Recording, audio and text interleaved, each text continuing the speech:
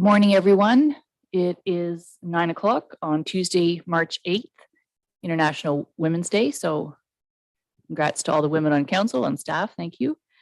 So I'll call the meeting to order. And first item, if I'll get the clerk, Mallory, if you can do roll call, please. Right. Councillor Clark. Present. Councillor Donaldson. Present. Deputy Mayor Kennedy. Present. Councillor McKechnie. Present. Councillor Smith. Present. Councillor Wood Roberts. Present. And Mayor Roberts. Present. Perfect. Okay, thank you very much. So the first item would be to adopt our agenda. If I can have a mover seconder to adopt the agenda. Councillor Wood Roberts and seconded by Deputy Mayor Kennedy.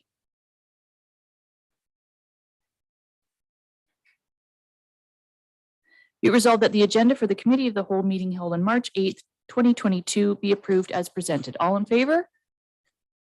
Okay, so that's carried.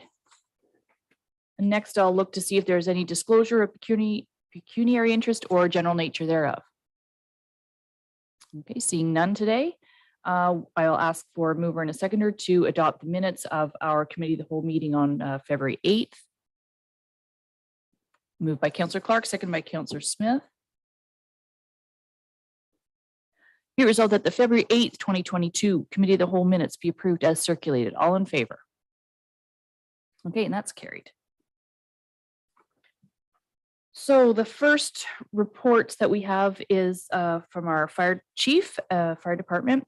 He's not able to attend the meeting today. So basically, if anyone has a question or comment they want to make, bring it up and it'll get relayed back to Mike. But the report is in front of us. Any questions, comments? Okay, very good. Then I'll just look for a mover seconder to approve the report.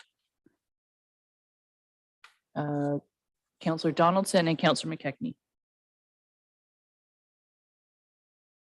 Be it resolved that the committee of the whole acknowledges receipt of the fire department report for February 2022. All in favor? Okay, carried. Great, thanks.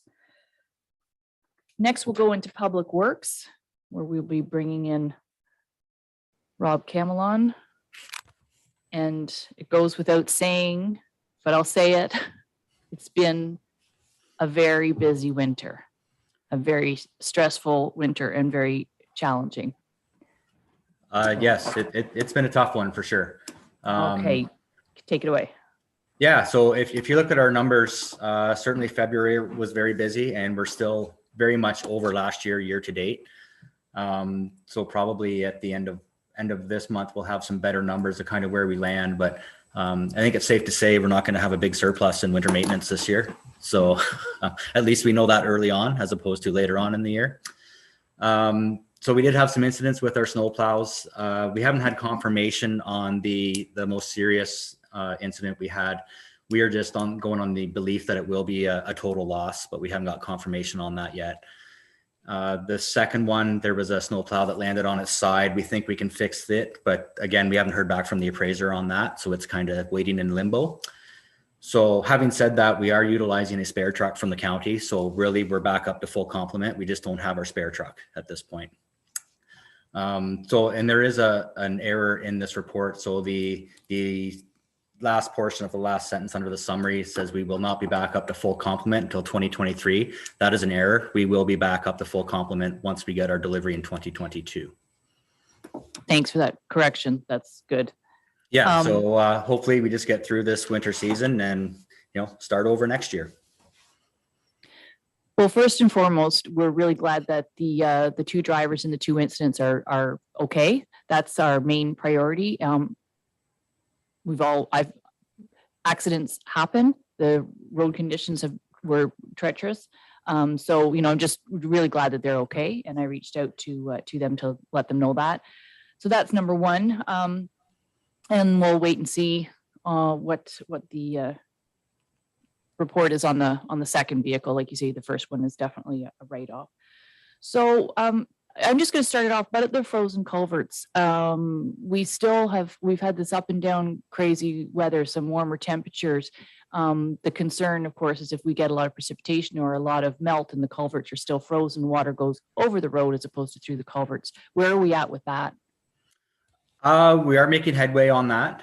They spent some time on Friday and most of Saturday, quite honestly, to get ahead on this. We had a couple backhoes going. We had our grader around ice blading. We had our steamer chasing a bunch of them.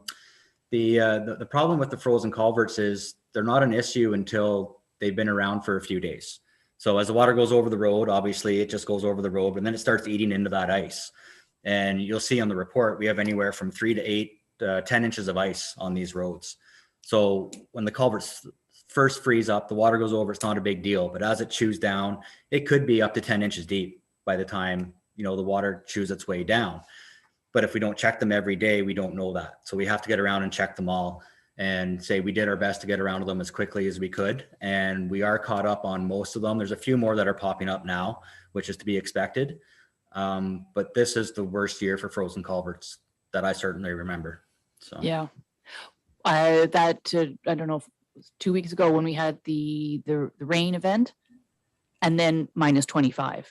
Mhm. I think that probably had something to do with it. And the other thing too, there's so much snow laying around that the water doesn't quit running. So, everything coming out of the bush, it's insulated. So even though it's minus 25 at the road, that water's still trying to get there. And that's where the problem is. Right. Okay. So the status report is there. Yeah, I see a hand. So Councillor Clark first. Yeah, thanks, Rob. You've really been doing an amazing job just trying to keep up. And it's even as individual homeowners trying to keep ahead of the ice, layers and layers of sand and still not going into it. So it's a challenge. A couple quick questions for you. The first is, does our insurance cover the issues we've had with the trucks or part of it? We haven't had confirmation, but that's the full expectation. Yes. Okay. And the one that if we do end up having to write off the one, I guess it's either, probably usable for parts either within your department or outside in the open market, one of the others. So I guess there might be some recovery there. It's really hard to say. Oh, sorry to interrupt you there. I just wanted to touch base on the one that we're not sure of. We're waiting on confirmation. Again, the first one I fully believe will be a total loss, and I don't think we'll see that vehicle back. The second one, the trick is the deductible. So basically anything under $10,000 we're on the hook for, and it doesn't take very much to get up to $10,000 anymore. So that's why we're just kind of waiting to see what they come back with and see how closely they looked at it and just see the availability of these parts, quite honestly, because if we have to wait 6 or 7 months for parts, then we could be in a tough position this time next year. Yeah. Then the other issue is the resources to keep all this stuff on the road. Your poor mechanic, trying to keep the equipment going, plus get chains on these trucks as well. I don't think the drivers do that themselves. I think the mechanic does that. It really brings home the need for an additional person to support that part of your operations. So whatever we can do to support. Yeah, and just on that note, and speaking with some of the guys that have been here for longer than I, we've used chains more in the last 2.5 weeks than we have in 20 years. So, that speaks to the rain events and kind of the conditions that we're facing right now. Certainly since I've been here, I've never seen anything like it. But I mean, hopefully this is a one and done and we go back to the nice, easy winters we've been having. But, we knew we were going to pay for the last 2 years. I just didn't think it would be this hard and this fast. I guess, unfortunately, I'm maybe a little pessimistic in looking at the climate change, weather change, and I'm thinking this is going to be more frequent than what we've seen in the past. It may not be every year, but I think we have to be geared up to deal with this kind of winter going forward. So, anyways, but thank you for your efforts. That's great. It's good luck. Go ahead, Rob. Yeah, and to that point, I really have to thank council because they are giving us the resources and the equipment to actually go through and do rehabilitation properly now. So we are deepening ditches, we are upsizing culverts and that kind of thing. And that's making an impact on frozen culverts. We don't seem to be chasing the historical ones all the time now. They kind of fluctuate year to year, but by and large, we could have had many more issues if we weren't doing the proper preparation over the last several years. In terms of calls from the public, we constantly try to help that, as opposed to reaching out to your counselor. There is a phone number to call. There's report a concern on the website, first of all, which is right on the front page, top right corner up there, to email. And then there's also a phone number. So we really try to encourage, citizens, because that can actually be very helpful. An incident can happen over time that we maybe just patrolled that road or that section or that culvert, and we aren't aware. So we appreciate people calling, but just, I think, to reaffirm, or to let people know what's the number I should call to report a concern to the roads department. So we'll try to make sure we get that out there, as much information. Like I say, we appreciate it. Yeah, and to that point, say we now have a public works administrator that works for us now, so which has been a great help, certainly in the last few weeks when we have the weather that we do. But what we're able to do now is we are able to forward the phones from the roads garage to the public works assistant administrator. So through the day, we're getting all the calls as they happen, as opposed to people calling the roads garage and leaving a message when our guys leave at 5:30 in the morning and they get back at 2 o'clock in the afternoon to go through all the messages. And then it's, well, has that been dealt with? Should I go look at it? That kind of thing. So from an operational standpoint, it's just been fantastic. There's still a few glitches, which is to be expected, but we're in much better shape than we were this time last year. Well, that's good. Any further questions on the status? Councillor Smith, go ahead. I think, and Rob, I'd echo the comments. Gratitude and compliments in terms of the work that you and your team have done. And I know I've seen you work at some of the busier roads first, and when Casas Lake Road had the problems, there's a very high traffic area, and you were on that. As you know, there's been a big issue on Bitter Lake Road, and you're absolutely right. It's amazing how the water, I've stood there twice and watched this water, and minus 15 degrees and there's water running across the road. You ask yourself, how can this be happening? It's not a tap, it's just Mother Nature. And as much as you'd come out and scrape it away, the trench just got deeper and deeper, and needed to be dealt with. And that road again is in good shape now. But as I said, thank you for the work there. I had a question with respect to your report, and I think, again, as I said last month, it's great to have this tracking now and see some real data as to the the volumes that are being performed and so forth. Show information here in terms of the number of kilometers that you've traveled, spreading sand and plowing roads. Now, as I was looking at this month, the kind of question that crossed my mind was, where do you count it when you're doing both? Like the guys can be plowing and spreading sand on the same run. And so where does that show up? I remember thinking about this when I wrote the report, and I have to go back and actually see where I landed on that. I will have to follow up with you on that one. But I know as I came up with this report, that was jumping out at me as well. And I just don't recall where I landed. So I'd have to follow up with you on that. Okay. All right. It's a kind of a point of interest when you look at this thing. You think, okay, you're trying to figure the one versus the other and so forth. And so I was just curious. Appreciate you letting us know. Thank you kindly. Okay, thank you, Councillor Smith. And you can send that out to everybody because we're just curious, and then it helps us read these reports a little bit better. But certainly up, you can see the increases. Okay, so let's have a mover and a seconder then to receive this report, if I could. Councillor Wood Roberts and Councillor Donaldson.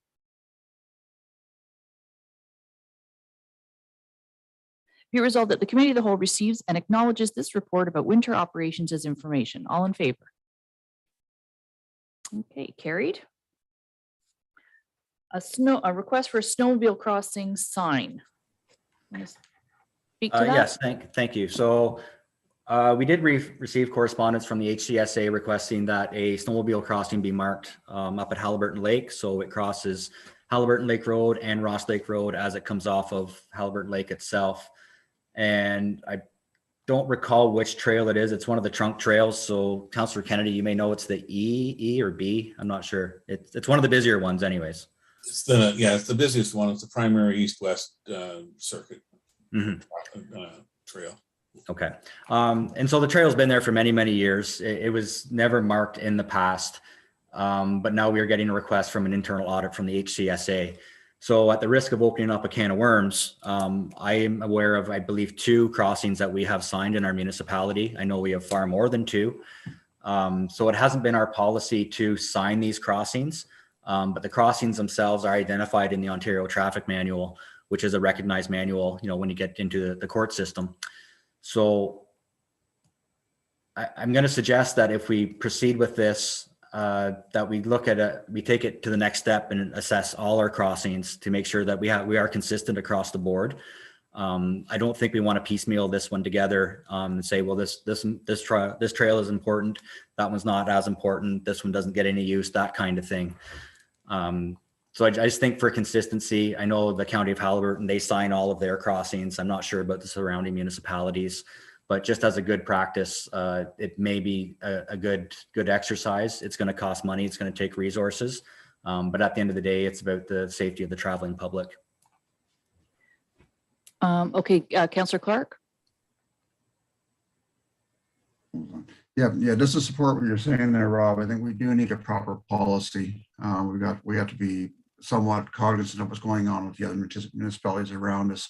And also, what's going to be, fair for both the taxpayers and what should be a responsibility for the Snowmobile Trail Association. They charge their members to use those recreational facilities, and maybe they should, what portion of that should they be responsible for covering? So, by all means, I think a policy is what's required for council to make a good decision on it. Thank you. So I'm just going to turn to Mallory, because within our report here, we have a sort of a choice of 2 resolutions, of which neither is really what Rob is saying. One is saying that we direct staff to purchase and place a snowmobile crossing sign, and the other is that we deny.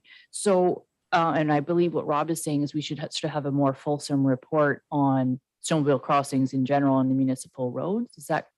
I'll let Rob speak to this first. Go ahead. Yes, and through you, Madam Mayor, I think at this point, if we deal with the request as it stands, I will just take under advisement that we will have to look at this moving forward. It won't be done this year. These aren't signs we keep in stock anyway, so we would have to do some ordering regardless. So I don't think you won't see the signs up prior to the end of this season. No, exactly. They wouldn't get up. Mallory, go ahead.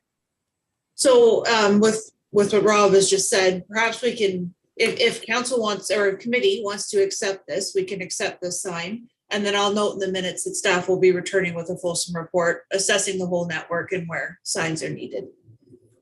Okay. The other thing is our policy 6 is clearly outdated as well. Councillor Wood Roberts, did you want to comment? I just had a question. Would it be reasonable to do some cost sharing on the cost of the signs themselves with the Snowmobile Association? I'm not sure where does the county just automatically supply, or I just wondered what the standard was. Okay, thank you. I believe they supply everything. Same as like a curb sign or a warning sign. Deputy Mayor Kennedy, did you want to speak to? Yeah, I like what Rob's saying. Let's find out how many crossings we're talking about, and that was an internal audit by the HCSA, so maybe they have some guidelines on what the threshold is for crossings. So maybe further discussion with them, and just bring back some cost for next season and see where we're going. I think is the appropriate step on this. This season's basically over with. I mean, within the next week or two, probably. But other than that. See where it goes for next season. Okay, so Mallory, to Councillor Smith, and then I'll ask Mallory a question on the resolution. Thank you. I want to highlight the fact that we've had requests in multiple areas for speeding signs, for people driving on our roads, and we haven't addressed many of those requirements. And I mentioned Bitter Lake Road. while standing and talking to residents there, someone asked me about what's happened with their speeding petition. That was came to council a few months back. Residents concerned about the speed of traffic on that road. And as Rob acknowledged at that time, in the absence of a sign, the legal speed limit on Bitter Lake Road is 80 kilometers an hour. And so I can't imagine anybody driving 80 kilometers an hour on that road. But if anything happens, the fact is that whatever speed going 80 or less, they haven't broken the law as a driver because we haven't posted signs. And if we're going to, be acquiring more signs for snowmobiles across the roads in lower volumes for a couple of months a year, what about traffic on the routes, which is our first responsibility, getting signs in place to deal with those. So let's just make sure that we keep a balance as we're rushing ahead to consider ordering signs in response to a letter from the Snowmobile Association when, as I said, our residents have come forward highlighting a concern. Our staff has reinforced it, and we haven't acted on that yet. So if I have a policy and a report in terms of the need for signs, let's make sure that it's comprehensive. Thank you. Okay. Mallory, I was going to turn to you next to see if it seems like there's support for this sign. Like, how would we, are you able to craft a resolution we could read and see if there's a mover seconder for that? Sure. So the first part, so there's an or option in this resolution. Yes. So I'll read the one if there's support. So be it resolved that Committee of the Whole acknowledges received the staff report concerning a snowmobile crossing sign request by the Halliburton County Snowmobile Association, and further that the Committee of the Whole recommends that Council direct staff to purchase and place snowmobile crossing signs on the Halliburton Lake Road and Ross Lake Road at the current locations of the trail crossing. And are we doing, and further that the staff come? Sure, I could add. Yeah, we could add. I think we do. I need to sure. give direction to staff to come back with a report. So, and further direct staff to return to Committee of the Whole with a report assessing where snowmobile crossing signage is needed on the Dysart Road network. I think that's satisfied. I think that's what we're looking for. Is that okay, Rob? Seeing as we're directing you to do something. Okay, so Mallory's read that resolution. Do we have a mover and a seconder for that? Councillor Smith, go ahead. Well, how can we put on making a decision to install a sign in the absence of the kind of detail that Rob would be reporting on? It seems to me what we should just be doing is changing this motion to request a report, as opposed to making a decision to tell staff to direct a sign put up or not put a sign up. We'd be making the decision on yes or no regarding the sign in the absence of any real facts. Okay, Mallory, and then Deputy Mayor Kennedy. Sorry, I thought Rob opened this up by saying how busy the snowmobile crossing is. So that's kind of why I thought we would approve this. I think they've triggered a safety issue here already, but it's up to council to decide how they want to move forward. But I think that's why we're, and again, maybe Deputy Mayor Kennedy has more information. He's probably traveled in this area, and Rob probably has more information too, but that's what I thought we were answering at the moment. Yeah, no, sorry, Councillor Smith, it's Deputy Mayor Kennedy next. I'll turn to you after. Yeah, actually like the second part for that we deny the request pending receipt of a fulsome report on signage for the whole municipality. I think given the length of time left in this season, that may be more appropriate. Okay. Let's just take a look at this thing as a whole entity rather than as a one-off. Agreed. So that seems to be some support. Councillor Smith, did you want to comment to that? Yeah, I think that makes a lot more sense. That let's hold off, either deny the request for now, get a report, because if we say we're going to put a sign up and then get a report, and then we're looking at the report and saying, well, that maybe we shouldn't be installing a sign there, or because of that precedent, we now got to install one in 12 different locations. It's the wrong thing. So I like the approach of let's deny the request, let's get the facts, and we can be positioned for next year. It's snowmobile year. Thank you. Okay, so Councillor McKechnie.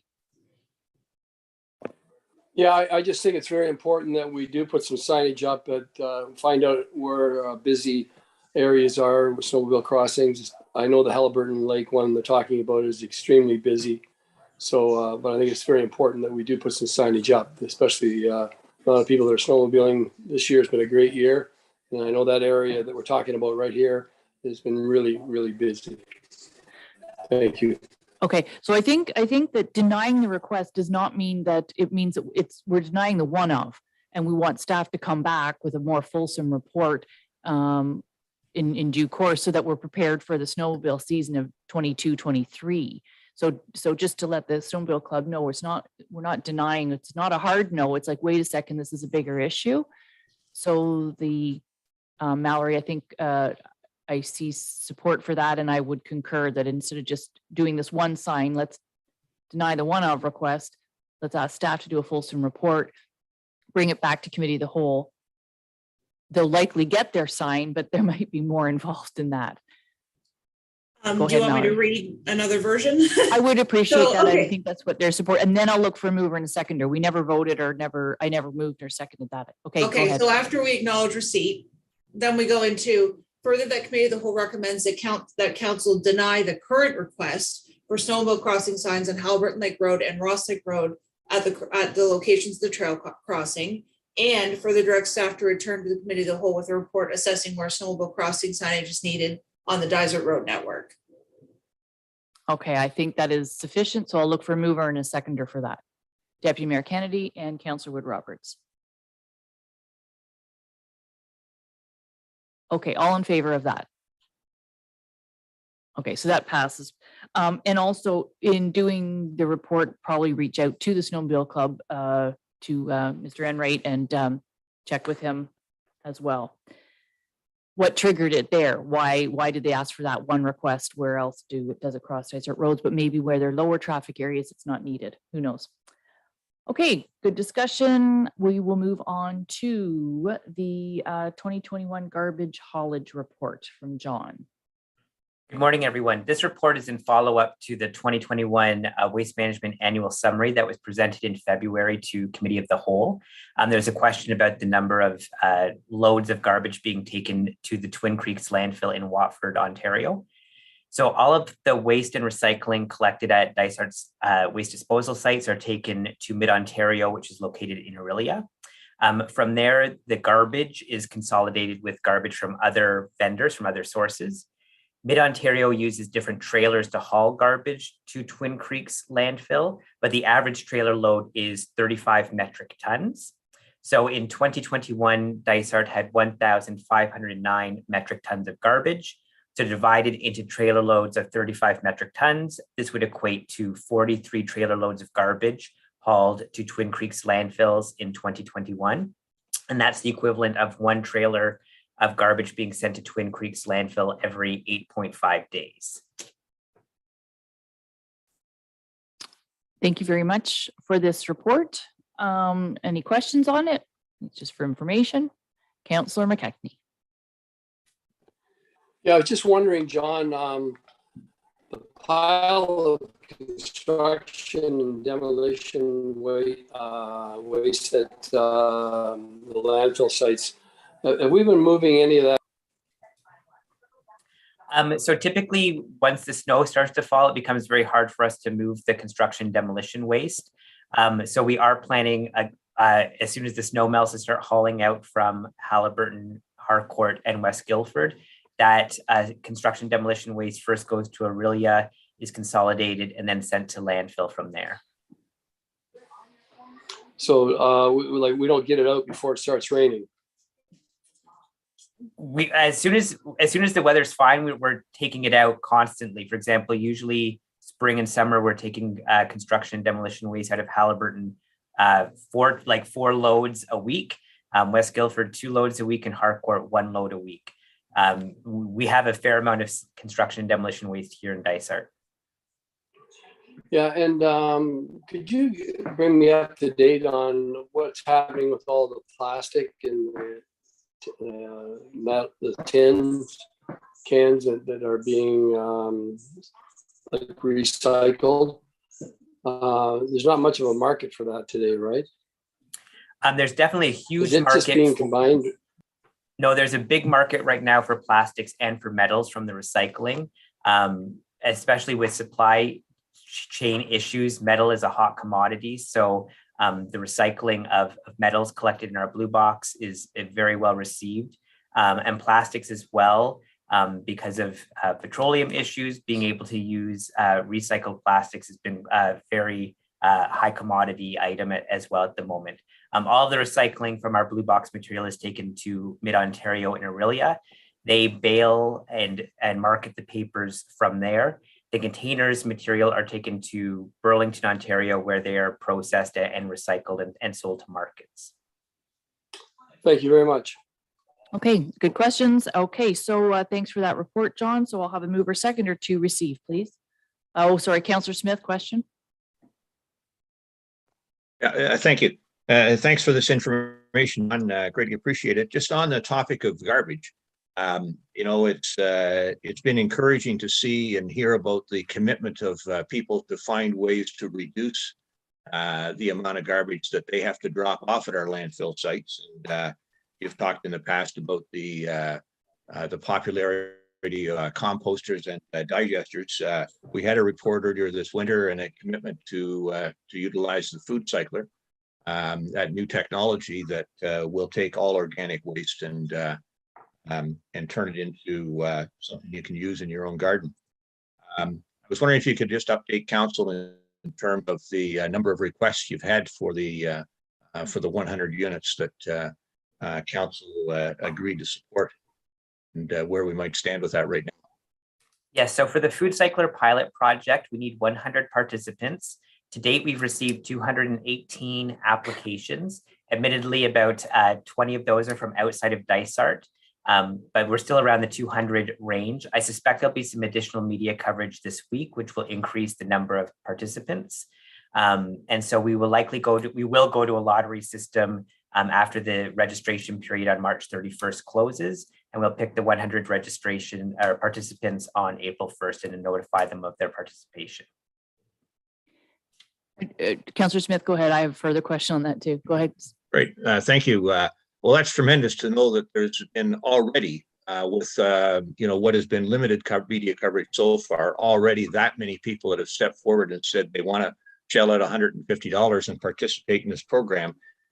Given that we know as a result that there's going to be a significant oversubscription, and could you explain the provisions that would be possible there for whatever number it turns out to be? It's clearly at this point 100, but there could be more than well over 100 people that don't win the lottery.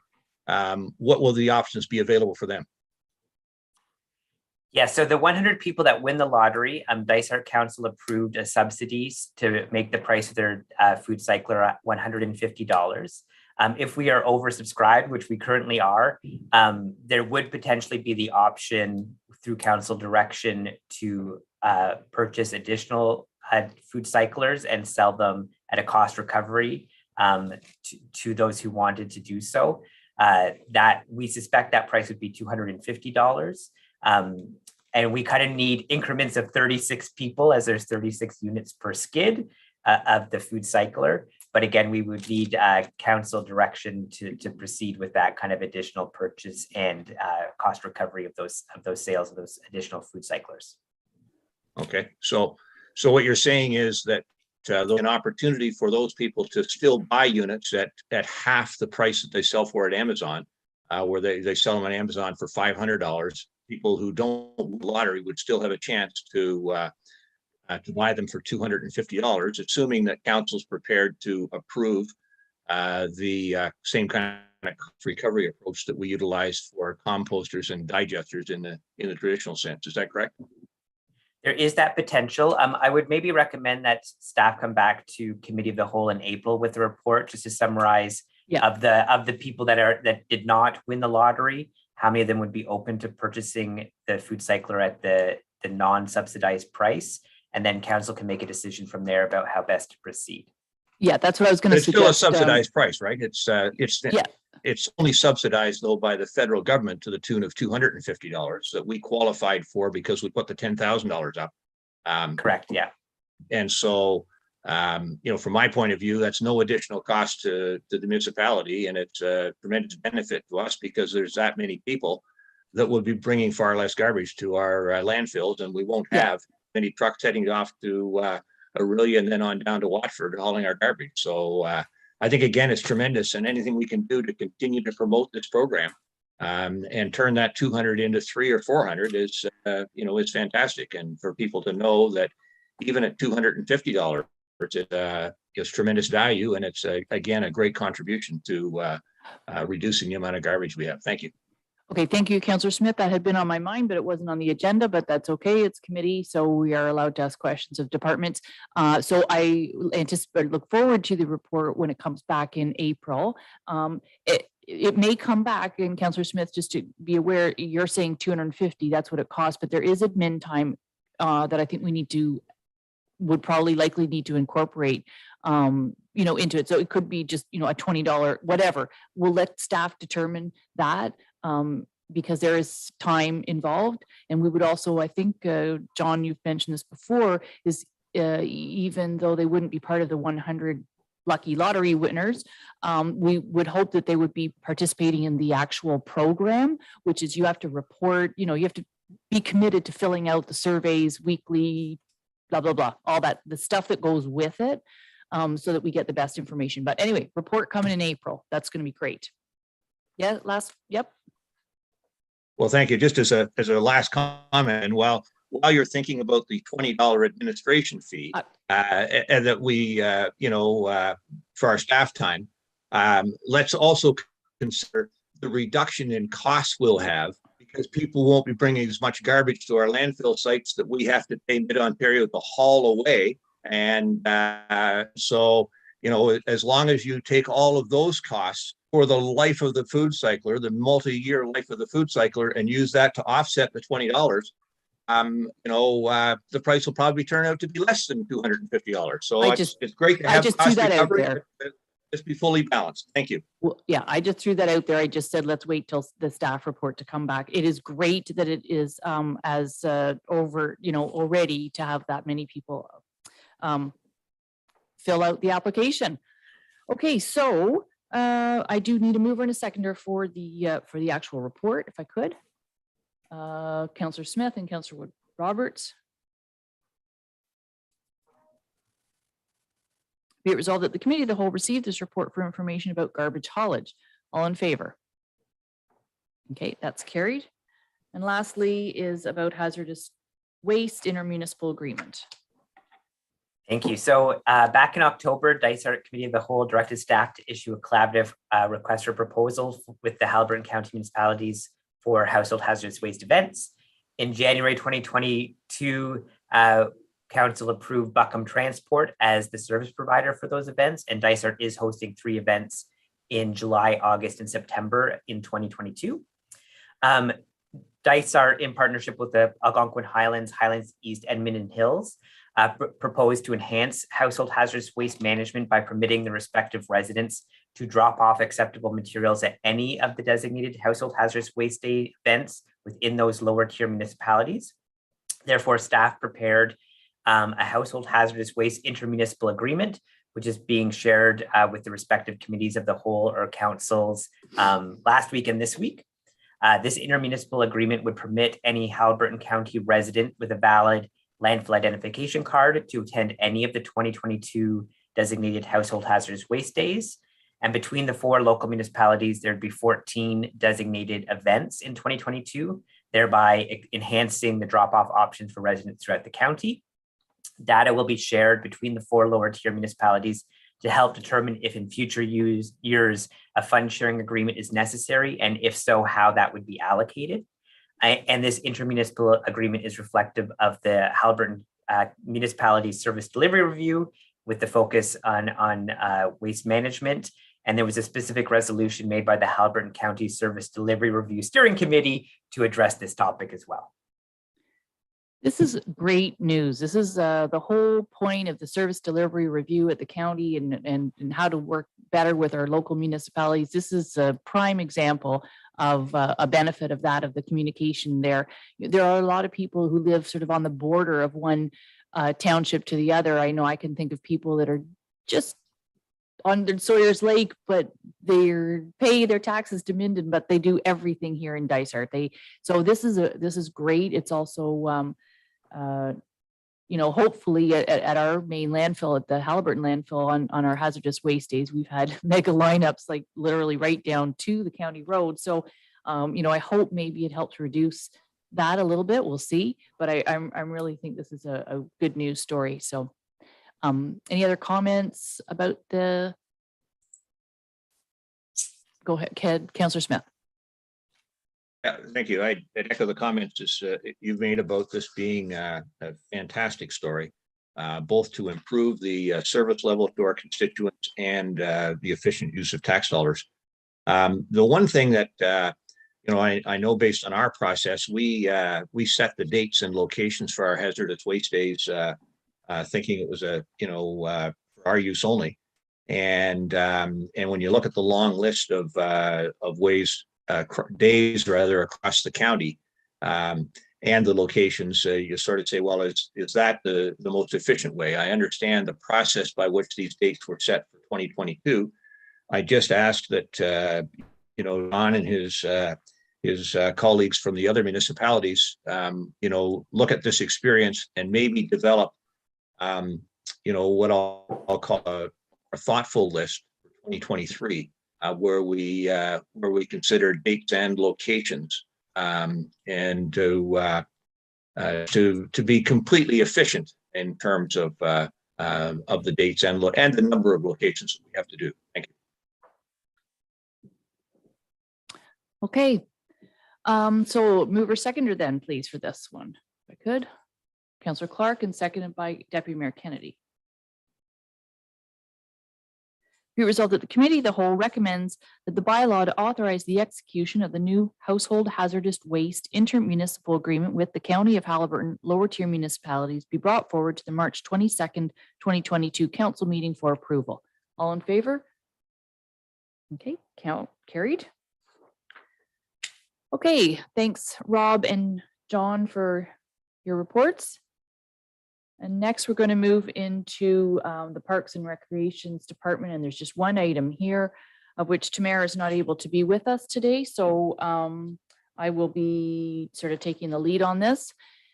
As you know, we have been talking with the ski club, and this is all due to the college student residents going the best location for the residents, unfortunately for the ski club, or maybe fortunately when this is all done, was in the exact location where their current ski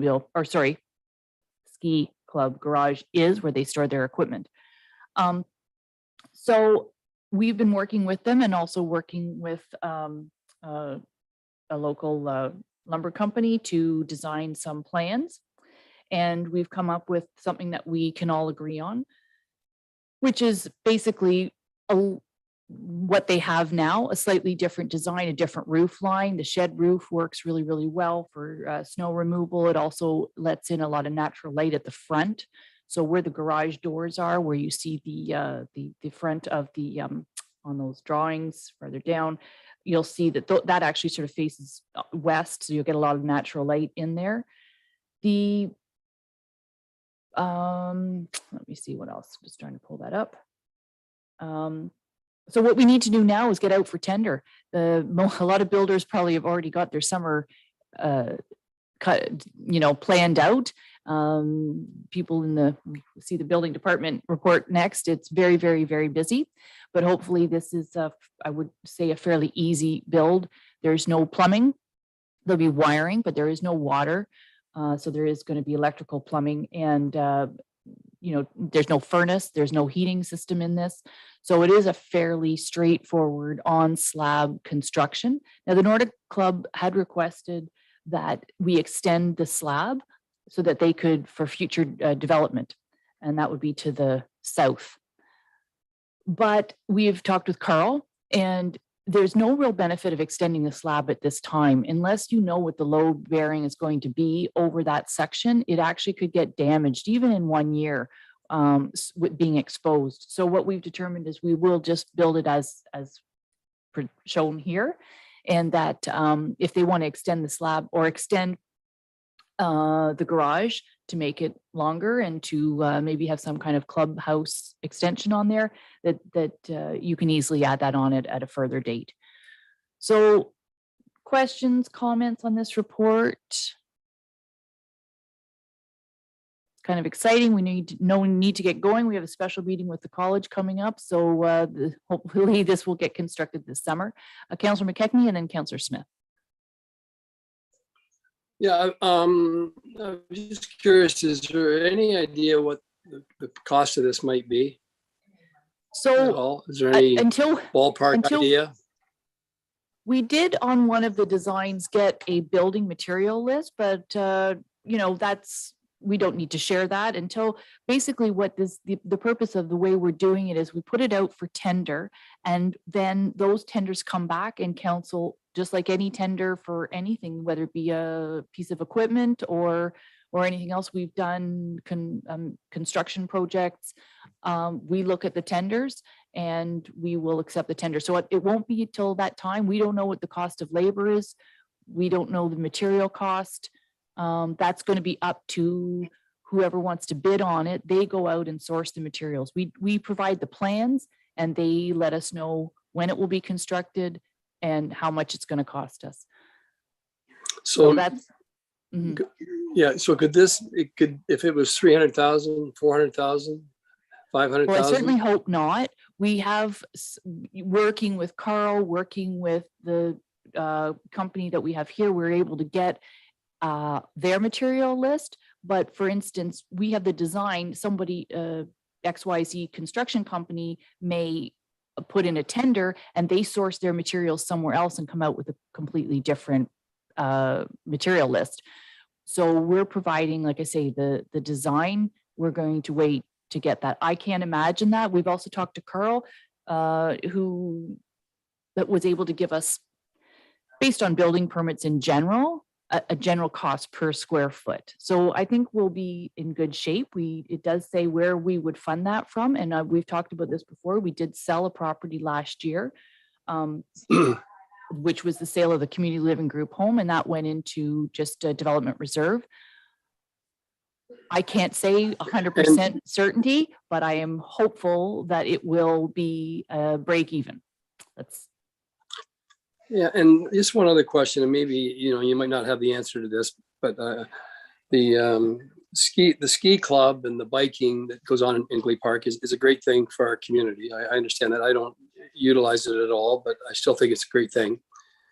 But I'm just wondering, what type of a income or is created by that at all? Like I don't even know. Do people pay to ski? Do people pay to bike? Yes, and we did have the Nordic Ski Club come and do a presentation back in June. It was just their design was too grand and too big for us. But no, especially I would say with COVID, their membership has gone up 40%.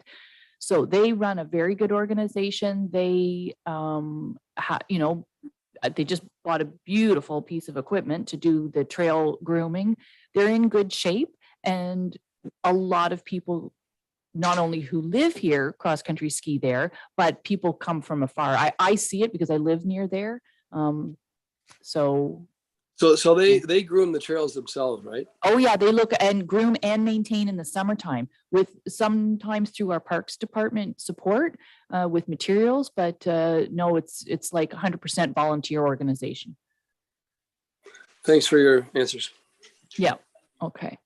And even though this looks like a benefit to the ski club, it is really a direct cause of, because we are supporting the college. We are not supporting the college in a dollar sense with the land. We sort of determined that the land was priceless because it's park. So how do you get a realtor to put a value on parkland? It's almost impossible. So this is a direct result of us wanting to have the student residents here as I say, I think the ski club is going to, you know, we have to reroute the trail as well. That's a whole nother issue, but this is just the first step in getting it out for tender. So fingers crossed, we can find a builder who has time this year. A local builder would be ideal because I think this is not a complicated build. So, you know, we'll be putting this out. I do know there's other councillors waiting to speak, but I'll just say, Mallory, through like bids and tenders and local media advertising, we're going to contact the Home Builders Association to make sure that they know that there's this tender out there. We'll determine the date and time of when the tender is due to come back. And then it'll all come back to council. When we all get that, we'll say we had 6 companies bid, and it's all in open session, and the council will make the final approval and where it will be funded from. Hope that's clear. I think Councillor Smith and then Deputy Mayor Kennedy. Thank you, and thanks for that information you provided so far. Question with respect to this, you know, as you highlighted in some of your comments, this is a very busy time for construction in our area. Contractors, you know, are telling folks who want a cottage built that to come back and talk to me for 2023 or even beyond that. I'm fully booked in 2022, and so do we know when the college plans to start construction of the residence? Because it seemed to me that. Sorry, go ahead. I think at our special meeting on the 25th, we'll find out a little bit more. I don't know where their funding is at, where their funding's secure, but I believe that they would like to start certainly getting site prep done this 2022. So the sooner this bit gets built, and I agree with what you're saying in terms of what the market is and getting a cottage built, but the fact that there's no plumbing, there's no kitchen, there's no cabinetry, we are not providing anything on the inside at all. It's just a rectangle with a steel roof. So I know I'm not a builder, but I'm hoping that even though builders are busy, it's right in town. It's not a complicated build. So that's maybe I'm wishful thinking that we will get some, you know. Yeah. Well, I guess, you know, we would see, but I'd like to see the color of the money that the college has got, you know, ready to proceed. Because it would be a shame for us to rush ahead with a tender and getting bids and actually proceeding with construction, and then finding out that the college doesn't have the money, the funding sources that they thought they were going to have, and they can't build new residents for you know, 2, 3, 4 years, and so let's just make sure that. As it said, that they know they've got their ducks lined up in terms of funding before we start spending money, because it'd be a shame to end up waiting 5 years for a college residence, or hell, there's an election, provincial election in June. Who knows what priorities will come out as a result of that. So, you know, I just don't want to spend more money because we're competing with a very high demand, and then find out, gee, we could have waited 2 years to get this new building constructed.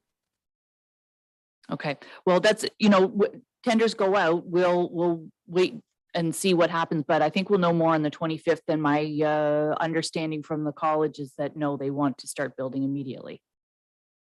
Deputy Mayor Kennedy. Yeah, thank you. I think it's pretty well a moot point. I mean, we signed an agreement and back in the spring or whenever it was that we're going to do this.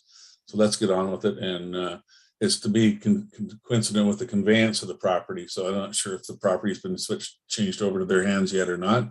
But I think we have to find out what this thing's going to cost and then go from there accordingly. So I think go ahead with it. I support it. Okay, and I don't know, we're leaving it with staff of how to write the tender when the dates are required for final, for the tenders to come back. And so we're really going to be leaving with the staff. What this is doing is giving council direction for staff to put that out. So council will be involved every step of the way. Okay, Councillor Smith, one last question. Yeah, thank you. The report indicates that the quote here I've written down is similar space and size provisions to the current one. similar is a word that can kind of be broadly interpreted. How similar is similar? Is it exactly the same size? Is it 10% smaller, 10% bigger? So I personally went out with Mike Darlington and got the measuring tape out, and where it was, the one measurement was like 41.4 inches. We went 44 feet, pardon me, 41 feet, 4 inches. We went 44. We did an even number. So it's very similar. So literally within a couple of feet difference of the square footage. And the main difference is the roof line. It's a shed roof, not a trussed roof, which will give them more light coming in, natural light, and what's the one other different? Well, and probably better storage space inside. And also on the one side, which elevation, there are where you see the double doors and as an exit door, the man doors as opposed to the garage doors. They currently have 3 garage doors and 2 exterior man doors. That's just a double door on the one side. Don't know why they wanted a double door. So it's like very minor square footage, less than 100 feet difference. Okay, so it's great news. I'm excited. I just crossed my fingers that we get that somebody says this is a good project I can fit in between my other multi-million-dollar cottages that are happening all over, or big builds. Okay, so mover and a seconder for this. Councillor Wood Roberts and Deputy Mayor Kennedy.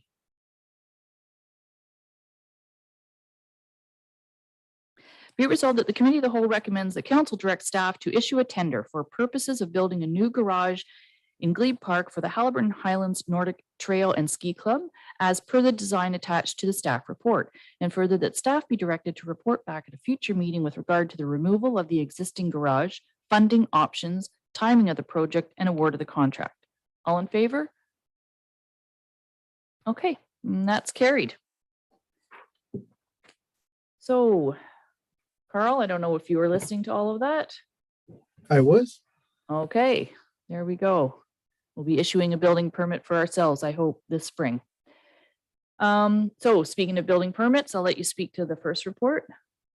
All right. So February numbers, we seem to be fairly consistent with permit numbers from last year, a little lower, but that seems to be consistent throughout the county. That's about all I have on that. Any questions on building permit report? Okay, just let's receive them, please. Councillor Donaldson and Councillor Smith. Be it resolved that the Committee of the Whole received the February 2022 building permit activity report as information. All in favor? Okay, great, it's carried. And Robert. Good morning. Morning.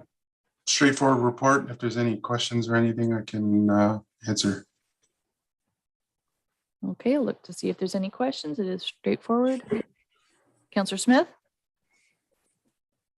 Thank you, and thanks, Robert, for the report. I guess the good news was in February you only had 2 new complaints and you got 2 resolved, but we still have a lot of outstanding situations. And I was wondering if it might be informative if you were to give council as part of this enhanced reporting something on the age, the average age of the outstanding complaint, ones that haven't been resolved. Organizations talk about the age of the inventory, their age of accounts receivable. We track taxes from that point of view.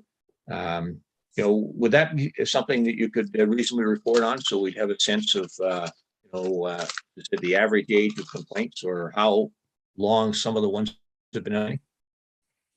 Yes, I can take a look at that and try to add something into next report for you. That I'll take a look and see what I can do. All right. Okay. That'd be great. Thank you. I just for council and maybe for the public's information, been involved, or been informed, I guess, about a complaint that dates back to the summer of 2021. And this was a property owner who was informed that he had an illegal structure on his in his shoreline area, a shed that wasn't supposed to be there. When he received that infraction notice, if you like, from us, from Rob back in July, he believed the structure was legal, and in fact went out and secured some affidavits from longtime Councillor neighbors. Smith, Councillor Yeah. Smith, I'm sorry, I'm going to interrupt you. Do we need to talk about a specific in council session? A specific, like if staff are dealing with it, is there a purpose to discuss one specific complaint or concern? Well, I think that what I want to highlight is that property owners need to realize when a complaint is received and an infraction notice is issued, if they ignore it for long, because in this case, this owner Okay. responded. He responded to the infraction notice he received in July and said, no, that's legal. Here's why. Here's some affidavits from my neighbors and so forth. Rob looked at that and said, nope, still disagree. Your building needs to be removed. And he didn't remove it immediately. And so in November, Rob engaged a lawyer and Well, pursued so legal. if it's with a lawyer, I don't think we should be discussing this particular case. If there's a general, be very, very general with what you say. Do not be specific if it's with a lawyer. I'm not please. being specific. I haven't mentioned where this is or anything like that. And this owner is not fighting it. He admits now he's consulted a lawyer. I need to remove that structure. But the meter is running in terms of legal costs while we wait for him to actually get the building removed. And so notice to everybody, you ignore an infraction notice, the cost will mount. But also maybe we as a municipality could look and say, all right, this owner has said, hey, I'm working hard. I'm trying to get that building removed, but it's March. There's a lot of snow on the ground. Get the contractor in, as you described. They're all very busy. Maybe we can find a way to turn off the meter or stop the legal process now that the owner has said, hey, I'm going to get it out of here. I'm going to get it Well, removed. let's just see what our clerk has to say. Just a minute, Councillor. Go ahead. I'm wondering if there's currently files in litigation. Perhaps we're looking for some sort of an update report on current bylaw enforcement files that we have going through litigation. And that can come into a closed session for sure. Exactly. And then we can discuss more. It could be more of a useful discussion, and we can go from there. Okay, Carl, go ahead. Yeah, so I believe the one that Councillor Smith is talking about is one that we brought to closed session, I believe in November, to talk about 3 case files that we were going to be proceeding with legal action on. And this is one of those 3. So council has been updated on this one already and supported the actions of bringing in our solicitor. We're now collecting costs on this specific prosecution, and to be able to recover those costs, this is why we need to proceed with litigation, to continue with that litigation, just as an update or heads up on that one. Okay, so I just think we're on thin ice. I don't think we should be talking about something that if we talked about it in closed, it could be, we should just leave that. I suppose, Councillor Smith, your point is that whether it be property standards or a zoning infraction, we follow up. And Robert, you've always said, and Carl, our attitude is, let's work with the situation first. And I'm on the property standards committee, and I've seen that in not necessarily zoning issues, but where people did work towards it just took a little longer. We're not coming down with a heavy hammer. We're trying to work with people, but it doesn't get ignored. And there is due course for infractions, whether they're zoning infractions or property standards infractions. Staff are doing their job. So perhaps a further report in a closed session at some point on those particular. I just thin ice here. Okay, thank you. So, I just wanted to raise the point and for all property owners to know, then you get an infraction notice. If you ignore it, it's only going to cost you more. That's fair point. Mallory, go ahead. I also just want to point out, and I think council understands this, but when litigation is started, communication really should continue to go through lawyers because you engage the 100%. lawyer. Absolutely. So it's a good point to bring up because it's a good reminder for all council that that's where the communication flows at that point, because that's the way that all of the communication remains the same and we're all on the same page as a council, as a municipality, and then the defendants on the same page as us too. Because if you get too fractured, it gets too complicated and no one gets the same story. So that's just the best way to move forward. Thank you. Good points. Okay, Robert, I also want to say thank you very much for all the, we said we'd turn the meters back on, or that they were, you had to put your money in the meter effective March 1st. And I appreciate the little grace period that you gave people. And, but the parking meters are now in effect in the downtown. And so great. Okay, mover seconder for this report, please. Councillor Wood Roberts, Councillor Clark. Be it resolved that the Committee of the Whole accept the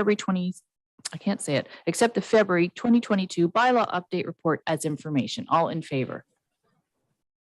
Okay, that's carried. Okay, thanks, gentlemen. I think we'll keep going. It's only 10, not even just 10 or just after 10 o'clock. So we'll keep going into the Finance Department. Barbara, we've got some tax adjustments, quite a few. Yes, good morning. So we have here the Section 357 tax adjustments. Total adjustments are $1,469, of which $650 is the municipal portion, and all the write-offs are in relation to building demolitions. Okay. Any questions on that? Here's the building permits go up in the new builds. Okay, mover seconder, please. Deputy Mayor Kennedy and Councillor Clark. Be it resolved that the Committee of the Whole recommends that Council authorize tax adjustments for applications made under Section 357 of the Municipal Act 2001 as amended as follows, and they're listed there. All in favor? Okay, carried. A check summary for February. Yes, so we've had total disbursements of $1,241,000, basically just over $1 million in vendor payments, and the balance is for payroll. Okay, any questions on that? We're going to have to change it to the word check summary when we're really writing like one check. Well, I don't know, we'll call it payment summary or something. Okay, mover and seconder, please. Councillor Wood Roberts and Councillor McKechnie.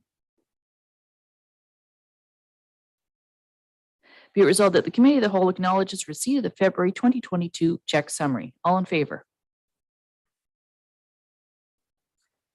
Great, that's carried. I forgot to say.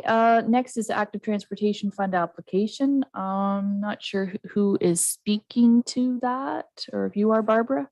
Yeah, I'll speak to that. Great. So going back to November 23rd, Friends of the Rail Trail had made a presentation to Council looking to apply for the Active Transportation Fund. And basically, the fund invests in projects that build new and expanded networks such as pathways and bike lanes. So we've been working with Friends of the Rail Trail, and we're looking to make an application under the planning stream of the Active Transportation Fund. And the project description is part of the staff report in detail. In summary, they're looking to harmonize on and off street active transportation. So that could be whether you're walking, cycling.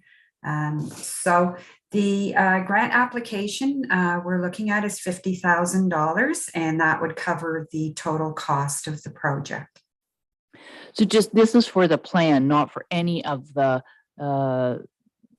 actual work. For instance, a plan might say you need bike racks here and here and here. This isn't for the bike racks. This is for this overreaching plan, correct? Correct. It is for a design and a plan. Yeah.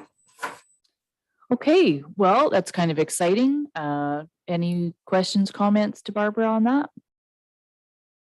Okay, so I'll go ahead, Deputy Mayor Kennedy. Yeah, so this is Friends of the Rail Trail. So just to make concise, this has nothing to do with the rail trail.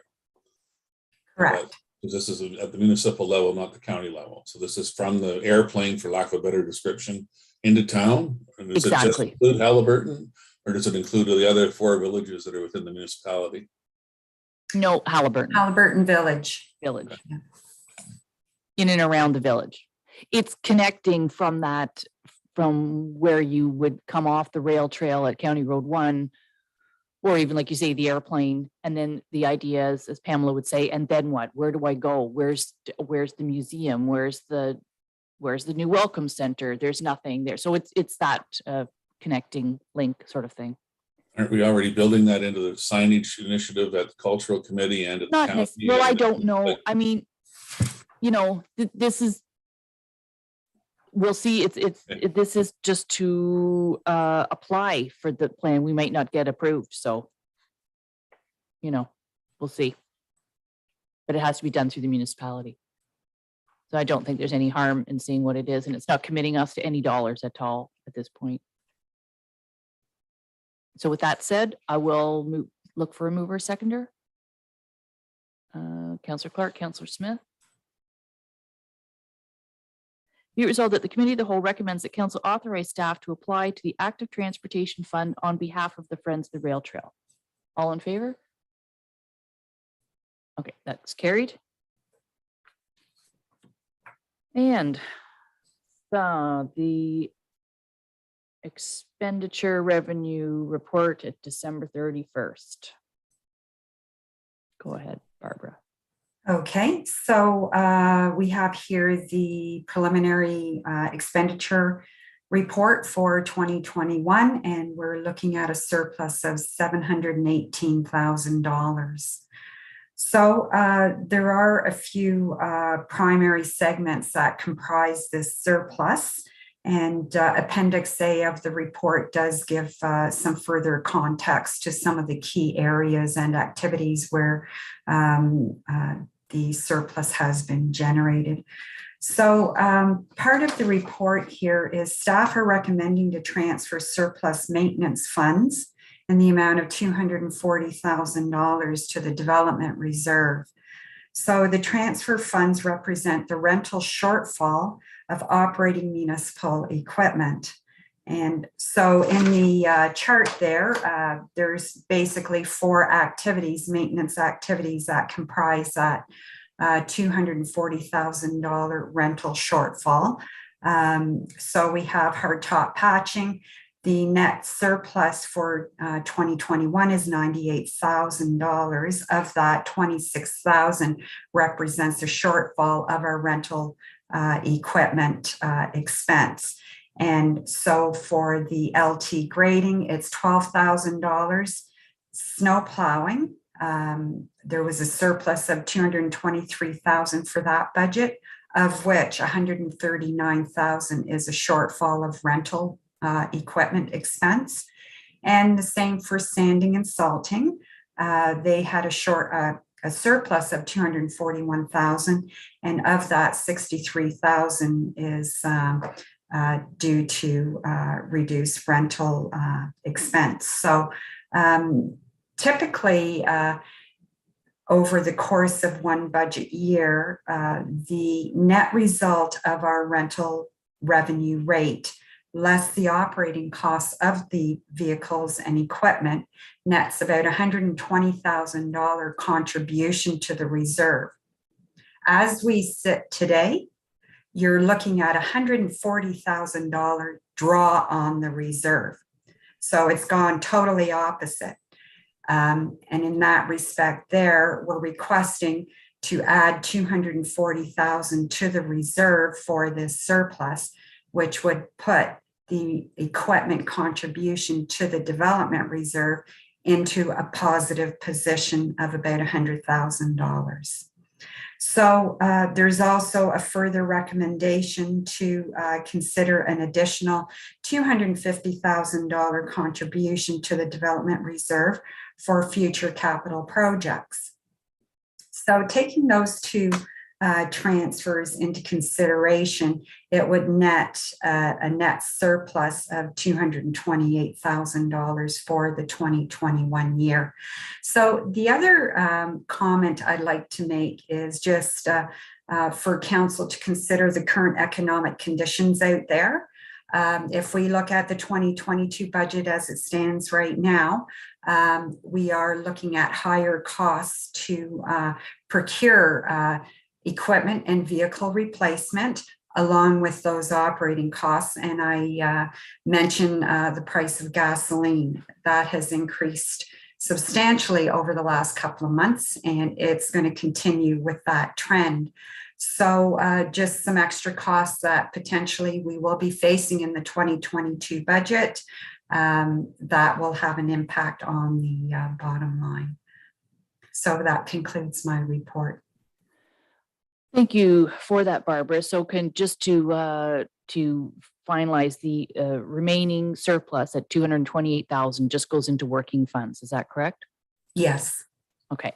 So you mentioned the price of fuel. It's really just been a matter of weeks. It's not even months. It's just gone and will continue.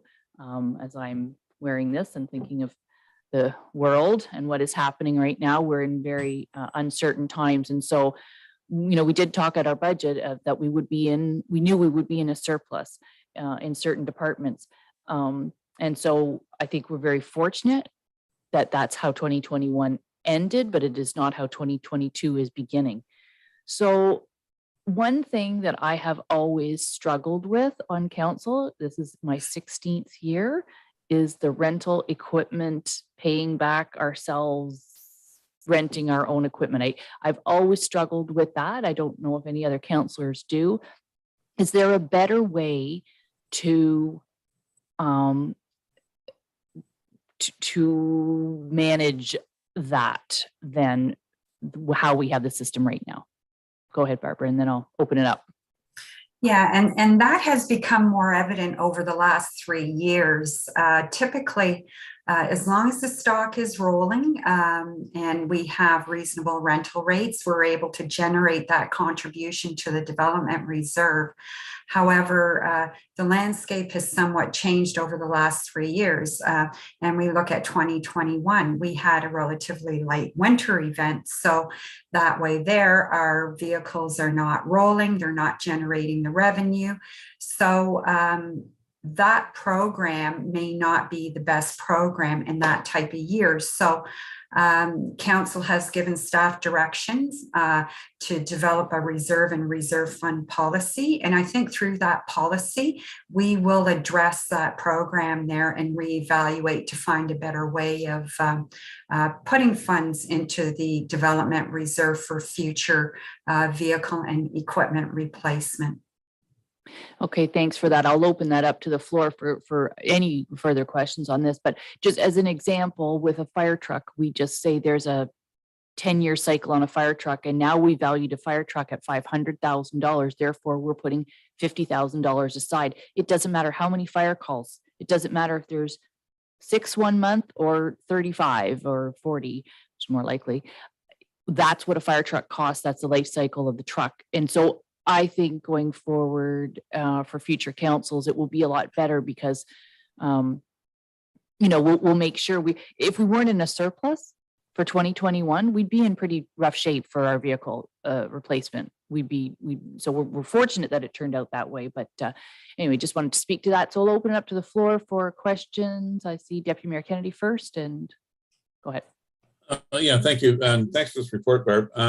One question came up just while you were speaking. The 250 capital contribution towards our asset management plan, would that affect our 172,000 that we're already contributing then, or would this just be an addition to? That would be an addition to, and so again, kind of thinking down the road, if we look at our current economic environment there, and when we look at capital projects, it could be a road project. And Dysart's very fortunate that we were able to lock into our pricing for the 2022 road projects. However, looking beyond that, I don't think we're going to be able to take advantage of lower prices. If anything, it's increasing. Yeah, I would concur with that, with the cost of oil, and that's part of the asphalt process. So we're not totally green yet. So I would support moving these funds into either development or working reserves, with maybe the idea that if an opportunity comes up for such things as the third phase of the industrial park, this might be a place to draw on some funds, project-based rather than program. But opportunities come up during the year that we wish we had the money. We've already set our budget for this year. So I think I would like to look at this as an opportunity, whether it's for the industrial park, housing initiatives, or maybe we just buy some more steamers for frozen culverts. I don't know what the answer is. Maybe we ask departments to come forward, but maybe take advantage of this, that we can move the yardsticks on a project that has been outstanding for a while. So anyways, I don't support the idea of just going out and spending this right away. I'd like to take the rest of the time here and see if there's some opportunities that we can make things better here in the community. Okay, thank you. Did I see further questions? Councillor Smith, yeah, go ahead. Thank you. And the first thing that crossed my mind when I saw these numbers is I thought, wow, we should have waited until March to finalize our budget. Because just as Barbara and others have pointed out, costs in our community are going up dramatically and at unforeseen levels. And to some people, the added burden of our property tax increase at 3.84%, that's just another tough pill for them to swallow. And with these amounts of surpluses, had we known this when we were setting the tax increase, maybe council would have said, we can make it a little less than 3.84%. And so there ought to be a lesson here in terms of the timing. If Barbara couldn't give us this line of sight, the clarity of this line of sight, in February, then maybe we don't finalize the budget until the March meeting and have the clarity here.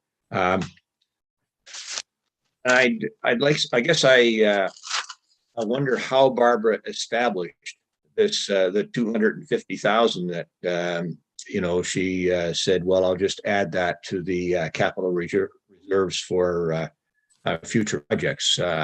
And are there any limitations once we put that in there in terms of how those funds could be used, given that they're in the development reserve? Barbara, go ahead. Yeah, so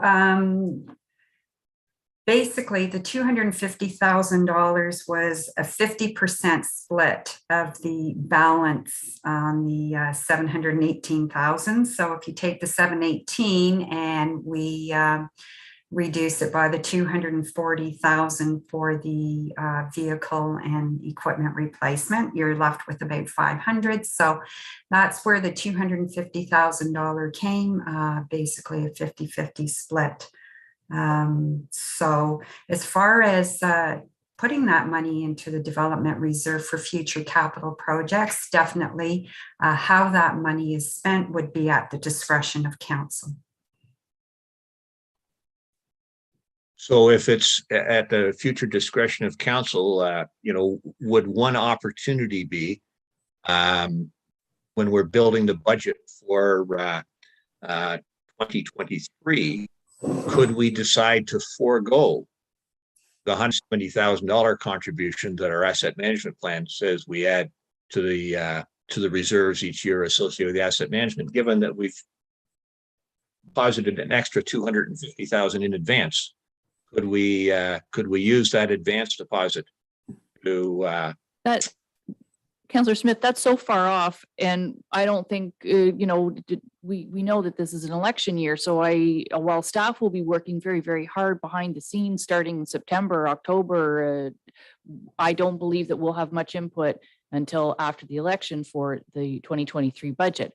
That said, it sounds like a lot of money, but we also know that we have some major works coming down the line. We have talked this term of council. We've talked about expanding the sewer line. We've talked about expanding the sewer plant. We've talked about geotubes. Those are all capital type projects that's just like a drop in the bucket, 250,000 for these multi-million-dollar projects. So whatever next term of council does for the 2023 budget, that'll be up to them and the people sitting around I say the table, but hopefully it's not on screen. Hopefully it is around this table at that time. You know, that's a whole far off in the future discussion. Well, it's to use the examples that you've given, if we're looking at expanding the sewer system or some other aspect of that, that doesn't come with general tax revenues. That needs to be funded by only those people who can access the sewer system. And the same thing at the geotube. Again, we wouldn't take that out of general taxes. You know, that would need to be funded by people who utilize that system. And you know, this is money that came from all taxpayers, and therefore we need projects that provide equal access to it. The geotubes would be on the tax base. Everybody would be using that. The sewer plant, you are correct. Councillor Clark. Yeah, and we have some strategic planning sessions coming up, which will enable us as a council to determine, you know, what we have to lay out for our 5, 10, 15-year opportunity for the community. This isn't the time trying at this meeting to try and prioritize geotubes over anything else. We've got a structure in place. Let's follow it rather than taking off on a tangent. Thanks.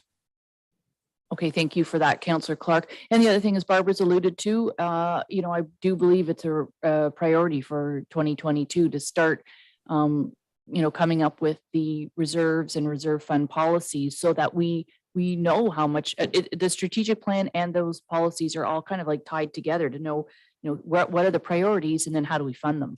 So that's, you know, it is for a future question. For now, Barbara's put in a report. She's picked a number. It could be the other way around. We could say we're only going to put 200 into the development reserve and more in the working funds. This is just a recommendation. It's a good recommendation. It's a conservative areas of where to put the funds. I don't think there's any question on the 240 for the equipment, operating vehicles and equipment. So if there's a mover and a seconder, we'll see Councillor Smith. I'm happy to move it. I just wanted to reiterate and get confirmation from Barbara. My understanding is that even though we're putting this 250 into a reserve for capital projects and the 228 go into our working funds for 2022, we could later in 2022 decide to make a withdrawal from the capital funds in the development reserve for a project that we identify, you know, in July or as a result of our strategic planning session, whatever it may be. It's not locked in once it goes in there. It's available to this council to utilize it if we see a worthwhile project. Yeah, yeah, so it's at council's discretion on how they wish to allocate the funds. Yeah, but that's correct, Councillor Smith. I think I even mentioned that during our budget process. Okay, so I do have moved by Councillor Smith, and I'll look for a seconder, Councillor Clark. Be it resolved that the Committee of the Whole acknowledges receipt of the Revenue and Expenditure Report at December 31st, 2021, and further that the Committee of the Whole recommends that Council direct staff to transfer $240,000 from the 2021 maintenance budget surplus to the development reserve. The transfer amount is comprised of the following maintenance activities: patching and spray patching, 26,000, grading, 12,000, snow plowing, 139,000, sanding and salting, 63,000. And further that the Committee of the Whole recommends that Council direct staff to transfer an additional 250,000 to the development reserve for future capital projects as identified in the asset management plan. All in favor? Okay, carried. Thanks for that, Barbara. Okay, I'm just going to look to the table. We have a few things to get through before we go into closed session. So I'm just going to look to council. If anyone needs a break now, let me know. If not, we'll work through and we'll go into closed and then take our break. Okay, so I see nods that that's okay to keep going. Okay. All right, that's what we'll do. I'm sorry, are you taking a break? Oh, that's what I was asking you. Put up your hand if you'd like a 15-minute break. I got a 15-year-old dog that's got to go outside here. Okay. We will recess for 15 minutes. That brings us back to 10:45. Great.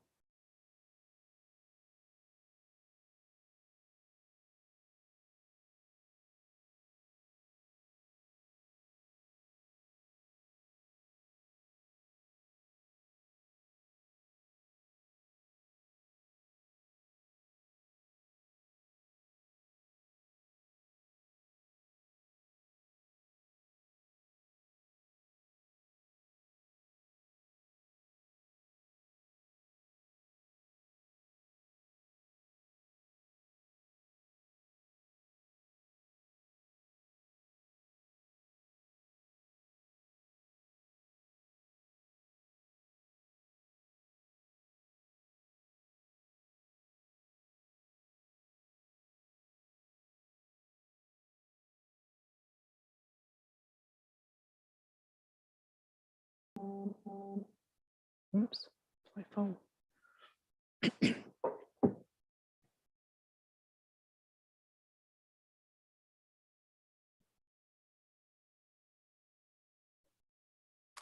Okay, we are back from recess. I just need to get a couple of counselors to turn their screens on to make sure we're have quorum. Thank you, Councillor McKechnie, Councillor Donaldson, and there sneaks in Councillor Wood Roberts. Okay, great. So we're back in session and we're going to go to the administration section where Mallory's going to take us to the draft council vacancy policy. Okay, so this policy is very lengthy. Sorry about that. Last year there were some questions about what we do if we did have a vacancy on council, and basically, if you don't go forward with a by-election, it's really left up to council's discretion what process they want to use to fill vacancies. So this policy is an attempt to kind of take that guesswork out and have something to follow if that does happen in the future, and it happens frequently to many municipalities. So it's just kind of something to follow. Another thing it does is that it provides different requirements based on what office you're in. So the office of the mayor might not be the same as the office of a councillor, and there's different opportunities for movement. And it tries to account for every possibility, because as soon as you have one person missing, then you have equal voting numbers. So the complication can increase if you're trying to get a new person in, everyone can be tied repeatedly on votes. So that's why it's so lengthy. And because there's different ways to appoint. So you can appoint, if it's a mayor or deputy mayor that leaves, you can appoint from council. You could appoint from someone who ran last term. You could appoint from someone at large. So the policy tries to cover many different types of appointment. And then of course there is still the option to hold a by-election. Typically small municipalities don't go that way just because of the cost and the staff time to by-elections, but it is an option. There, however, are circumstances where you can't hold a by-election because you're getting too close to your actual regular election. So it kind of outlines where you can't as well. So that's the purpose of the policy, a guiding document, something to throw up when on an agenda when this situation happens in the future, and kind of make decisions from there on how to proceed. So any questions, I'll take them. It's very long, sorry, but yeah. You don't have to apologize for the length of something. That means it's thorough. It's not necessarily just wordy. It's you have to have the words in there. Yeah, easy to fall asleep, but it tries to cover everything. For clarification, under definition, vacancy means when a seat of council has become vacant in a manner described as section 259 of the Act. Can you just clarify? I mean, we don't need to have it in there because there's the Act, but will you just clarify that for us? Yeah, so the municipal act. So it describes different ways. I can pull it up if you want. Well, just so that, like, a vacancy is, I believe, is it more 3 consecutive meetings, or what is the? Yeah, go ahead. Time limiting triggers. So I believe it's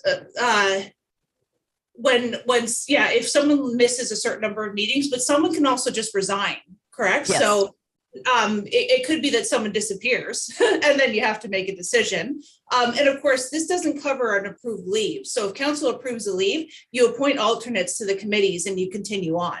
This is when someone truly has left their seat. They vacated. So That's right. there are a few situations where that could happen. But yeah, so and they might fail to, like, you could have a vacancy if someone fails to make their declaration of office. So there are various ways. So section 259 of the Municipal Act lists from A to H the ways that a seat someone could pass away and then the seat's vacant. So Yes. And then a timeline automatically triggers, which is why it's good to have that policy in place too, so that you don't panic thinking, I don't know when I need to get someone else in here or how quickly I need to get someone else in here. You have some time to make that decision. So that's kind of why it's outlining that as well. And it establishes reasonable timelines. So if you're going to at large for an appointment, you do have a certain amount of time where people can come in and file a nomination to be appointed at large. So. Well, we Yeah. had this situation in the last term of council where the Ward 2 councillor sold his house and moved away. But there was 2 years left.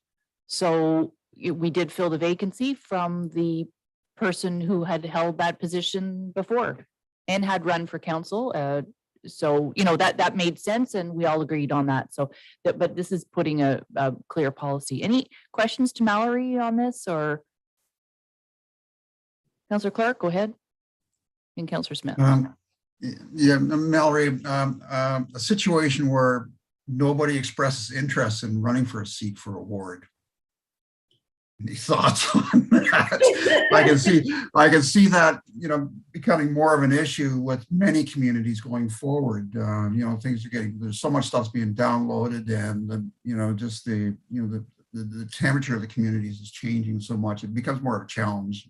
That's a great question. So when you're trying to appoint at large, there is the opportunity to then re-advertise that you didn't get anyone and kind of make it clear in that re-advertisement that we're still looking.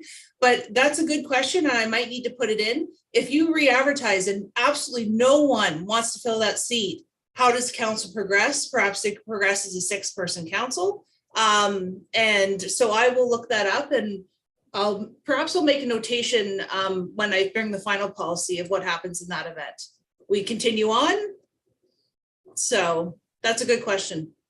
Mm-hmm. Councillor Smith, you were next. Yeah, thank you. And, thanks for pulling this together, Mallory. It's an interesting read. So no, I didn't fall asleep. I just thought it was a thoughtful thing. And there's a lot of good topics that get raised as a result of you pulling this together. So I had a question on section 7.2, which says if the vacancy cannot be filled by appointment, the following procedures will apply. Given the sort of appointment process, I wondered, what you were imagining here, and is the word cannot appropriate? Because cannot suggests that, nobody applied, and therefore why bother holding a by-election if you can't even get an application, which is easier than running an election? Well, I'm really what were hoping you thinking of there? It doesn't come up. So I imagine this is wording I've derived from various other vacancy policies. So basically they tried to call for it. And then I guess your next option is that you go to by-election, but you're correct. That would be unfortunate. So further to Councillor Clark's question, I will look up, can a council, like how do they continue if no one wants to fill that seat? Is it a matter of looking at your wards? How does that seat get filled? Who acts in it? I would hope we would never run into that situation, but I imagine that's why it's put in. So perhaps council decided to fill by appointment, but they wanted to use a former candidate. They didn't want to go at large, and that was the appointment method they wanted to use. And then they couldn't fill it by appointment by using a former candidate because they'd all moved out of town or they're no longer able to serve. So, and then by that stretch, they could then go to by-election. So it's kind of offering that avenue that you could then decide by-election because you couldn't get who you wanted in. But of course, each step is decided by council. So they could say, I want to fill by a former candidate, but there's no one qualified. So then they could decide to go at large, or they could decide by election. So it's just kind of giving the options for by election. But kind of prioritizing that appointment should probably be the first method that they attempt to do, if possible, if it is possible to have someone qualified come in. Well, you outlined, multiple scenarios with appointments, even if you don't get any applications the first 21-day period where you're advertising, then you go back and do another round of advertising. And so, and as I said, it's the word cannot. Council could obviously decide, well, we don't want an appointment. We want to run a by-election. We need to have that option available. But just as I said, when I was going over it, that was something I highlighted. Thought, well, why is the word cannot there? So we could say does not wish to, or was not able to. We could reword it so cannot is as strong in that section. Yeah, or as I said, I wondered if there was a scenario I wasn't imagining they were thinking of that led you to that. But anyway, as you're looking at it, and I know you've got lots of other municipalities, bylaws in there or policies in there as to how they do it. But that was the one that kind of jumped out at me. Councillor Smith, what if it's Yeah. just something as simple as if the vacancy is not filled by appointment? It doesn't need to say why, just is not. Yeah, that keeps it at least open. And It's simple. cannot implies that there was some sort of problem or technical issue or whatever that prohibited you from doing it by appointment. Exactly. I couldn't imagine what that was. We may not have agreement. We may not, like I Yeah. say, what happened in council before, there was unanimous agreement to bring back a person who had been on council, who had run for the, But we may have the remaining six people say, well, I don't want so-and-so to be on council or whatever. So it just is not, this is step two. The first order would be to try by appointment. Then if it's not done by appointment. So I just think simple, if the vacancy is not filled by appointment, the following procedures will apply. Yeah, that would, I'd be more comfortable with that wording. Yeah. And the other reality is that councilors need to accept, they don't get to decide on council, the voters decide. So, we'd probably have quite a different council if it was only selected by councilors. Yeah, well, like I say, it's only happened that one time that I can think of, but there are, it's a 4-year term. Anything can happen. People move or Yeah. change their mind. They get on council and say, this is not for me. Actually, no, that's never happened. And Mayor Roberts, correct me if I'm wrong, the last time it happened, it was filled by a former candidate, correct? Well, So- yes, it was someone who had served on Ward 2, Dennis Casey. So Dennis Casey had been the Ward 2 councillor, ran for deputy, was not successful, but showed intention of wanting to still be on council. And so he was the natural person to see if he wanted to go back and be on Ward 2, and he served 2 more years. So it was Which is why in unanimous. this, and then in this policy, it kind of says, okay, and then if you're choosing a former candidate, you go by votes. So you go by who received the next greatest amount of votes, so that you're still, so the council can choose to fill it in any way they want, but the purpose of the policy is try to make the process more transparent. And I do think too, is that there's some confusion on how to fill it. And some councils believe they can go into closed session to discuss matters like this because they think we're appointing someone. So we'll just discuss it in closed, but the whole process actually has to be right out in the open. So it's a good reference too, to say, no, every step of this is in an open meeting of council for everyone to see how it works. So. Okay. Councillor Smith, one more, go ahead. Yeah, just in the point, but to emphasize, and this is not a reflection of Dennis. He was, served Ward 2 well in that role. But because there was no policy before, nothing documented, there were questions in the community of sort of how did that happen? Why him and so forth. And now there's a well-defined process. And as Mallory has pointed out, it's an open and transparent process.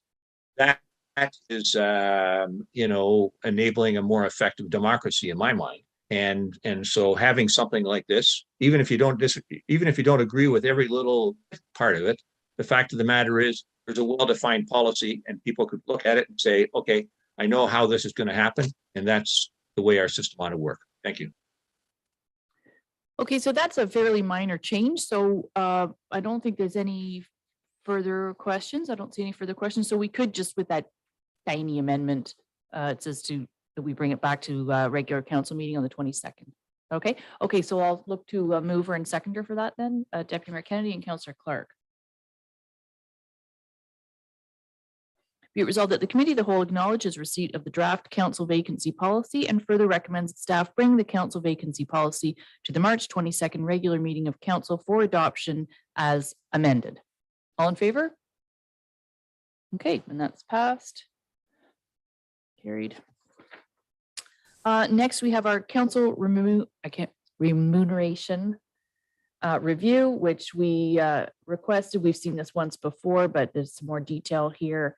I'll look to the rest of council. I don't know if you want to speak to this, Mallory, or if. Yeah, I just wanted to say that we pulled current year for our neighboring municipalities, and just as a point of reference. So there's a chart in here that kind of shows you, we didn't get 2022 for Minden Hills, but 2021 will be very similar. So there's a chart that shows you what everyone makes in your immediate area. So and we do know that if you were interested in a review to kind of make the process kind of seem more objective, then we got kind of an estimate range for that sort of process as well, just so council was aware.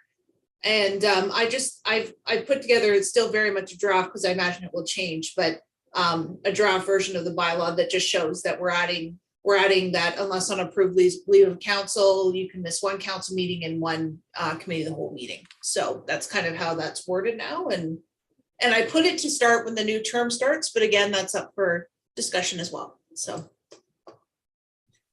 Deputy Mayor Kennedy, go ahead. Thanks, Mallory. I don't have any issues with the salaries that are proposed here at this point. I did have a question though on the absence. So you're allowed one regular council meeting, one committee of the whole meeting. And then if I were to use me for an example of 24,000, so that's basically for simple math, that's $2,000 a meeting. So if I missed next council meeting at the end of this month and then went to go and miss the one next month, I'd lose the whole month's salary then. Is that correct? I would lose $2,000 rather than 1,000 for just missing that one meeting. That's my concern. So I'm thinking 1/24th rather than 1/12th. I don't know why I should be penalized for a whole month for missing a meeting. Yeah, so Barbara and I discussed this. Barbara, you remember us discussing so 1/12 is easier sounding, and we discussed, well, should we make a chart for committee of the whole and also for council? But what we kind of fell on is it's good to go to both types of meetings equally. So ideally, someone might say, well, I missed two council meetings. So now I'd like to take out my committee of the whole that I can miss. But again, that is up to council to decide how they want that to work. But yes, you're correct, Deputy Mayor Kennedy. Right now it's saying you can't miss two council meetings, you can't miss two committee of the wholes. You can only miss one each. And it's still in that 1/12 split of how much it's gonna get docked right now. And we left it that way to keep it simple, but I don't know if there's a better way to put it in, or if anyone has any suggestions. Or it's hard, and we did just change our procedural bylaw so that we don't have committee of the whole December, January, and July. So there's 3 months that we don't do committee of the whole right in our procedural bylaw. So it's really then hard to say 1/24th because it's not really 1/24th. It's how do you prorate it? And I look at this screen and I know Councillor McKechnie, you've been on council 3 terms. Lots of people have, Councillor Donaldson, Councillor Wood Roberts. Attendance is excellent. So, what this actually does is, we're all entitled to holidays. I actually don't see very many people take any, and actually, or you take your holidays around your council meetings. That's what most of us, if we even take holidays, whatever that is. due. So it's hard to, how do you prorate it to 1/24th or 1/12th? I don't know. It isn't really 1/24th. Councillor Clark. And then Councillor Smith. Yeah, and I think we've got some flexibility. Council can approve an absence of an individual if they've got I've got a need and council deems it as a justified need. So we are covered off. It's just if somebody disappears, you don't know where they're taken off to. Then yeah, we at least we got some methodology that they're not going to be collecting money while they're not here. That's a good point. We can't, council does still have the authority to approve a leave for a reason with pay. Yeah, Councillor Smith, did you want to speak to that or something? And Councillor McKechnie. Well, on the same point, I'm fine with the way it is. It makes sense to me. The fact of the matter is that in addition to that appointment of a leave in case of a significant health issue, the other option that councillors have now is to participate remotely. So you, in fact, could be on vacation in Florida or whatever, and not miss a meeting because you can participate electronically. And therefore, to me, if you're going to miss more than one meeting, there ought to be a significant penalty. And maybe 1 month's loss is not enough. But I sure wouldn't want to weaken this. Thank you. Okay, Councillor McKechnie next. I don't think there should be, I guess if you're off for an extended period of time for no reason at all, but I mean, in my 12 years or going in with 12th year on council, and I'm sure you can relate to this, and other people have been on council for more than one term, people don't get on council just to go away. They usually have a very serious reason why they miss meetings. And I don't think we should be outlining punishment for people.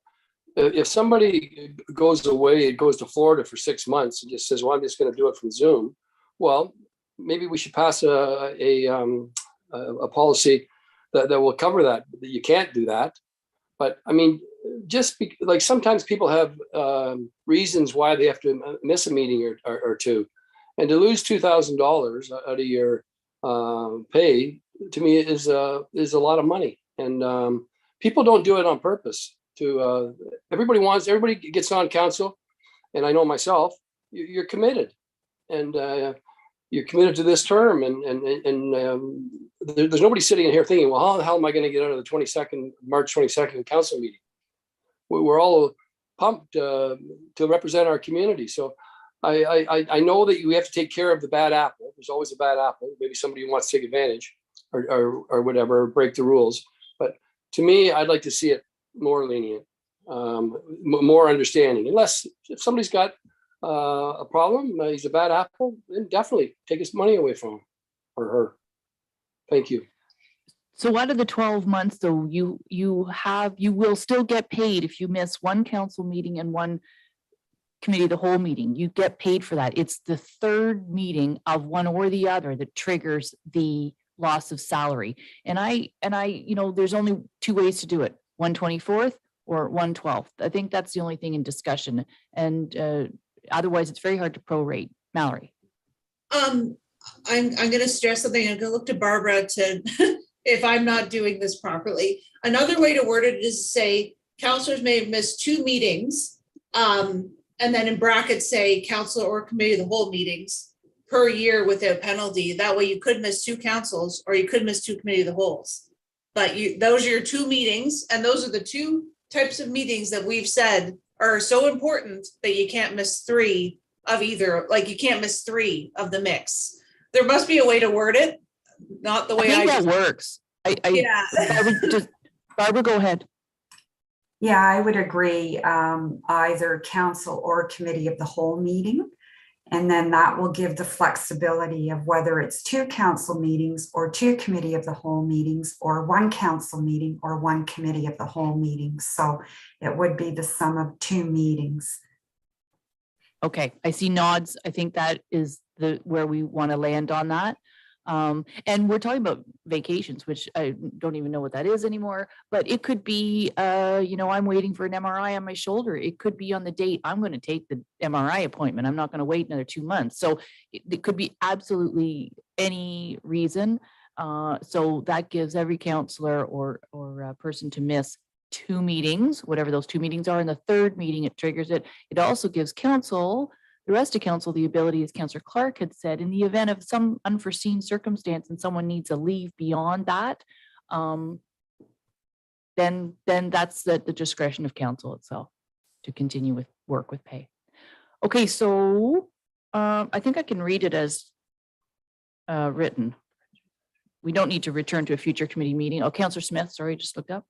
Well, just before we go ahead with that, I wanted to, the mileage policy is included as part of this topic.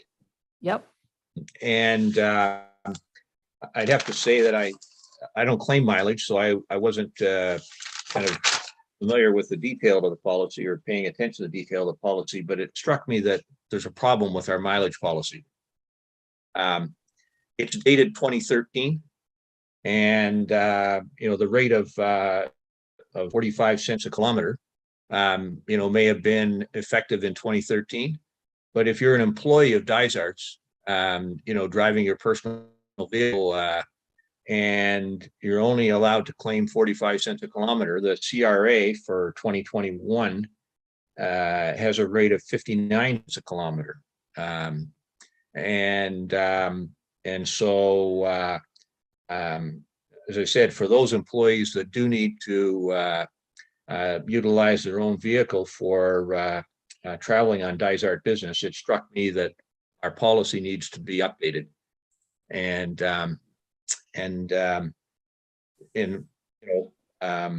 maybe there's a lesson here that we need a policy that doesn't just specify a specific rate per kilometer, but we tie it to something that's independent, like the CRA rate. The CRA has already published a rate for 2022. On January 3rd of this year, they published the rate that is for 2022 at 61 cents. And, we don't revisit our policies. This one here is from 2013. That's, it's just unfair. And so I think doesn't need to be today, but we need to direct staff to come back with a updated policy. And I'd advocate for something, as I said, that ties to the CRA rate. They're completely independent, and why wouldn't we leverage their expertise in this regard? Thank you. Okay, thank you, Councillor Smith. And it just it wouldn't change the wording here, but what you're saying is because here it just says based on approved mileage policy. What you're saying is we need to review the mileage policy. Yeah. Okay. Barbara, did you want to comment before I go to Deputy Mayor Kennedy?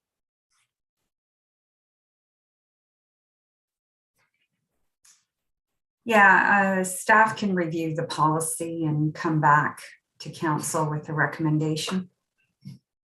Okay, thank you. Deputy Mayor Kennedy. Yeah, exactly what Councillor Smith said was what I was going to bring up, is let's tie our mileage policy to the CRA policy.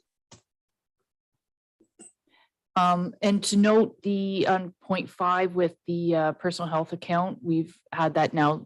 This is the first term of council we had anything. I know when I was on the term before, we reviewed doing actual putting each councillor into the health plan. It was way more costly, and some need it and some don't. So I think that's been effective and appreciated, certainly. And it's can also be carried over. So if 1 year you only used $1,000, I believe at the end of this term, though, we'll have to clear it, or I don't know how that works, but you can carry over. If 1 year you only claimed $1,000, but the next year you had more expenses, and you could, you have a, how long does it carry over, Barbara? Just from 1 year? I think it's more complicated. Oh, 12 months from the last submission. Yeah, you can have a maximum of 2 years worth of the personal health allocation amount at any time. Okay. So you could have a maximum up to $4,000 at the current annual allocation of $2,000. Okay. So any further questions? We're going to change that wording, but in terms of the meetings, and we're going to review a mileage policy in due time. Okay, so mover and seconder for this, please. Councillor Clark and seconded by Councillor Smith. One thing that there was no support, which is good, is to do a review. You already did a review. I can't imagine what an independent review would do differently. So thank you for not doing that. Moved by Councillor Clark, seconded by Councillor Smith. Be it resolved that the committee, the whole, acknowledges receipt of the report detailing the current draft of the council remuneration bylaw, and further direct staff to bring the bylaw to establish remuneration rates for members of council to the March 22nd regular meeting of council for adoption as amended. All in favor? Okay, that's carried. And just note that it is in effect December 1st, 2022. Okay, carried. So a couple things. Jeff is not coming into our meeting today because he has to attend another meeting. So I will bring these items up for discussion, but we will hopefully be able to review them ourselves. So the draft pre-consultation bylaw, or maybe Mallory, you're sort of on deck to respond to any of those. If need be. I'm not. I know. Nobody's a planner on this, Yeah. but I think we can handle these. I mean, Yeah. the report is there. It's for the pre-consultation bylaw. And I think this is necessary considering how busy our planning departments are. Councillor Clark, did you want to speak to it? Just a quick question, and if you can't answer, then we can ask Jeff another time, Mallory. But is the pre-consultation being used by Minden Hills or Algonquin Highlands or any of the other townships? Do you know? So I know that all the townships are collaborating right now on I'm not part of those meetings, but on joint fees. So I imagine this might be something that they go forward with. But that's a good question for Jeff to bring up. To say if they are also bringing them in.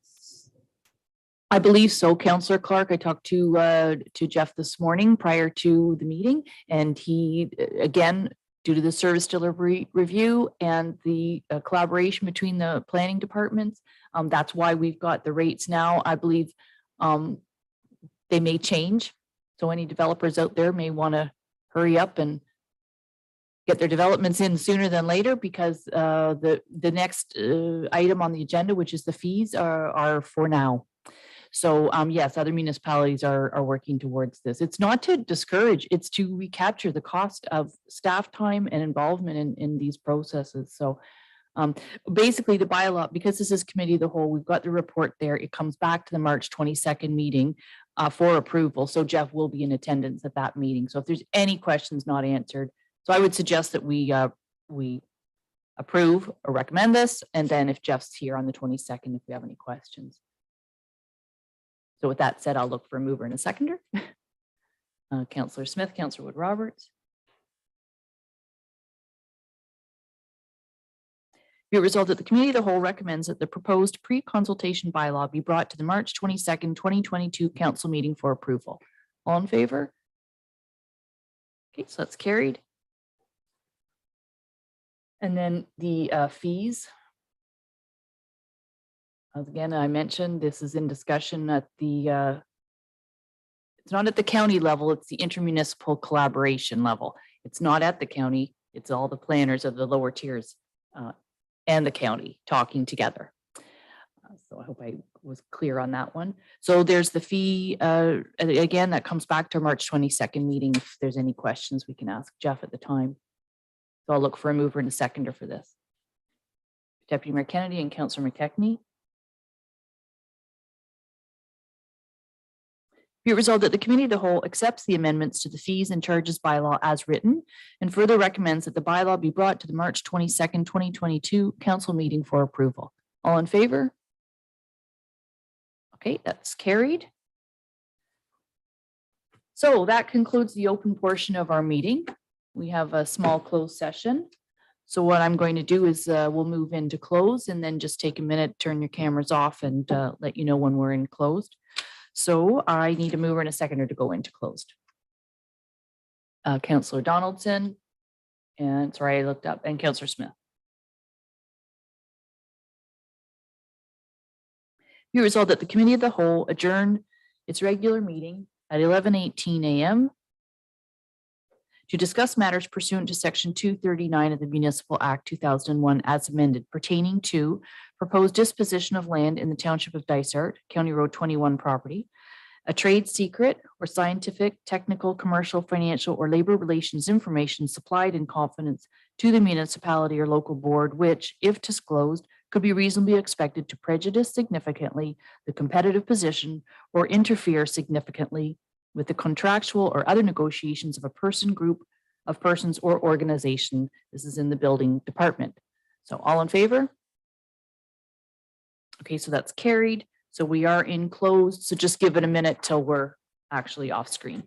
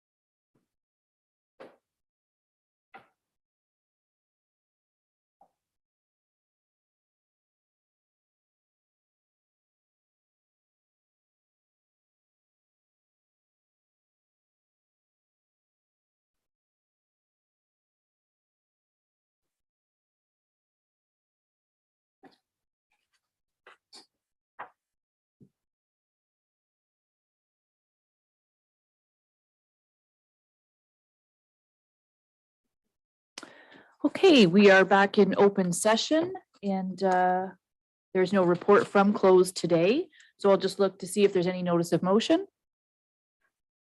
Okay, and seeing none today, so just motion to adjourn. Councillor Clark and Councillor Donaldson. Moved by Councillor Clark, seconded by Councillor Donaldson. Be it resolved that the Committee of the Whole adjourn its meeting held on March 28th, 2022 at 12:32 p.m. All in favor? Okay, and we are adjourned and take care, everybody. Have a good afternoon.